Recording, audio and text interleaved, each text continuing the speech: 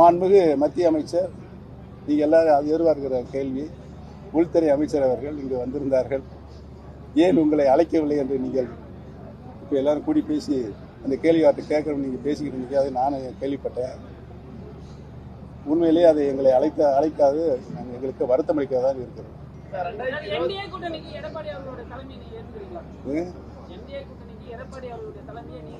இன்னைக்கு இருக்கிற சூழ்நிலையில் நீங்களே சொல்லுங்க, ஏற்றா நல்லதா, ஏற்கவில்லை என்றால் நல்லதா?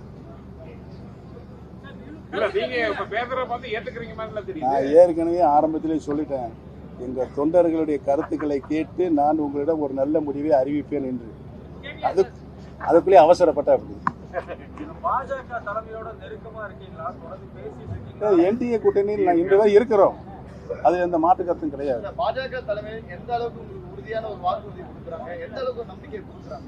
என்டிஏ கடந்த நாடாளுமன்ற தேர்தலில் என்டிஏ கூட்டணியுடைய வேட்பாளர் பட்டியல் தலைமை கழகத்தில் நட்டாஜி அறிவித்தார்கள். அந்த பட்டியலில் என் பெயரும் இருந்துச்சுல.